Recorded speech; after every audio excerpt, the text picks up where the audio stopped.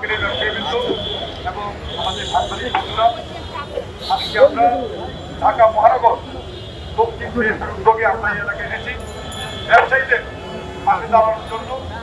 আমাদের পার্টির ভারপ্রাপ্ত চেয়ারম্যান দেশ নায়ক তারেক রহমানের নির্দেশনা, তারেক রহমানের নির্দেশ দখল মুক্ত হবে সারা বাংলাদেশ। সে দখলকারী সে যেই হোক, তাকে আমরা বিএনপির পক্ষ থেকে সকল অঙ্গ সংগঠনের শহীদ আদর্শের শহীদদেরকে সাথে নিয়ে তাদেরকে আমরা প্রতিহত করবো। এই স্লোগানকে বুকে ধারণ করে ইতিমধ্যে আমরা গত কয়েকদিন যাবৎ বিভিন্ন জায়গায় যাচ্ছি, যেখানে সমস্যা সেটা আমরা সমাধানের চেষ্টা করি। প্রিয় বন্ধুরা, আমরা বলতে চাই হাজার শহীদের রক্তের বিনিময়ে এই বাংলাদেশ দ্বিতীয়বার স্বাধীন হয়েছে। আমাদের ছাত্র জনতার গণ অভ্যুত্থানের মধ্য দিয়ে এই স্বৈর শাসক শেখ হাসিনা সরকার পালিয়ে যেতে বাধ্য হয়েছে। আজকে আমাদেরকে বুঝতে হবে শহীদদের রক্তের সাথে আমাদের বেইমানি করা চলবে না। গণতন্ত্রকে যে গণতন্ত্রকে উদ্ধার করা হয়েছে সেই গণতন্ত্রকে প্রাতিষ্ঠানিকভাবে রক্ষিত হবে। সেই গণতন্ত্রের সুযোগ যাতে সকল মানুষ, পেশাজীবী, শ্রমিক জনতা, ব্যবসায়ী, সাধারণ মানুষ সেই গণতন্ত্রের সুফল ভোগ করতে পারে, সেই জন্য আমাদেরকে ঐক্যবদ্ধ হয়ে কাজ করতে হবে।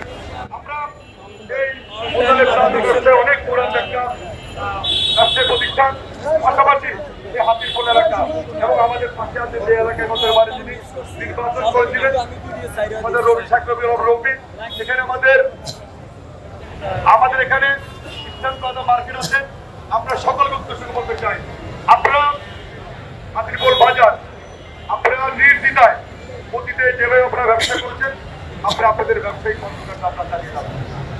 যদি আমাদের দলেরও যদি কোনো লোক হয় এবং কোন সন্ত্রাসী যেটাই হোক, যেই দলের হোক, আমরা একটি গণতান্ত্রিক দলের কর্মী হিসাবে আমাদের দায়িত্ব তাদের পাশে দাঁড়ানো। আমাদের পার্টির ভারপ্রাপ্ত চেয়ারম্যান তারেক রহমানের নির্দেশনা সারা বাংলাদেশকে দখল মুক্ত করতে হবে। যারা আজকে এই দেশ পরিচালনা করার জন্য অন্তর্বর্তীকালীন যে সরকার আছে সেই সরকারকে সহযোগিতা করতে হবে। যারা আইন শৃঙ্খলা রক্ষার দায়িত্বে আছেন তাদেরকে আমাদেরকে সহযোগিতা করতে হবে।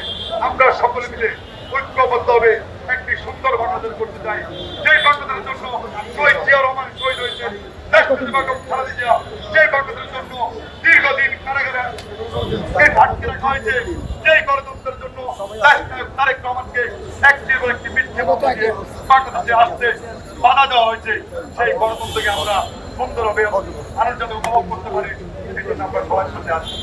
আমরা ব্যবসায়ীদেরকে অনুরোধ করবো, যারা অবগত করবেন আমাদেরকে অবগত করবেন, পাশাপাশি আইন শৃঙ্খলার অংশীদারি আইন তাদের সহযোগিতা নিয়ে আমরা আপনাদের পাশে থাকি। আইন আমরা কেউ আমাদের নিজের হাতে নেব না। যেখানে সমস্যা সেখানে আমরা সেনাবাহিনী বাইরে আছেন, আপনার মিডিয়ার আছেন, পুলিশ আছেন, আমরা তাদের সহযোগিতা নিয়ে আমাদের সকলকে ধন্যবাদ জানাচ্ছি। জয় জমর হোক।